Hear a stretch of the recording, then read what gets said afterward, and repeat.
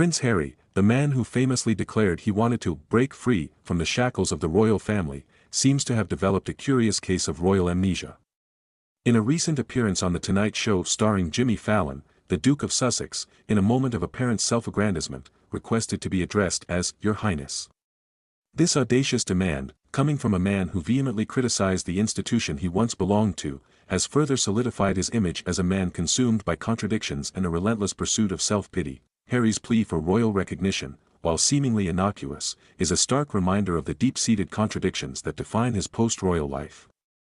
In his explosive memoir, Spare, Harry painted a damning portrait of the royal family, accusing them of neglect, indifference, and even complicity in his wife Meghan Markle's alleged mistreatment. He railed against the rigid protocol, the suffocating constraints, and the perceived lack of compassion within the institution.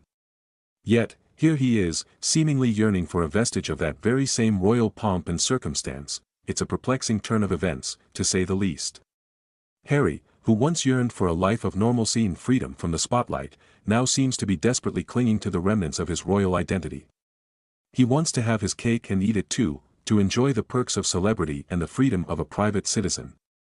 While simultaneously demanding the deference and recognition that come with royal status, this incident perfectly encapsulates Harry's ongoing struggle to reconcile his desire for independence with his inherent need for validation. He craves the respect and admiration that come with being a prince, but he also resents the limitations and expectations that come with the title. He wants to be seen as a rebel, a free spirit who has broken free from the shackles of tradition, yet he also seems to crave the recognition and deference that his royal lineage affords him. Furthermore, Harry's request to be addressed as Your Highness highlights his apparent lack of self-awareness. He seems oblivious to the irony of his situation, the inherent hypocrisy of demanding royal protocol while simultaneously criticizing the very system that bestowed that title upon him. It's as if he expects the world to acknowledge his royal status while simultaneously ignoring the very institution that granted him that status in the first place. This incident also raises questions about Harry's true motivations. Is he genuinely seeking respect and recognition, or is he simply trying to maintain a sense of self-importance? Is he seeking to reclaim a lost identity, or is he merely trying to capitalize on his royal heritage for personal gain? Regardless of his motivations, Harry's request to be addressed as Your Highness is a PR disaster.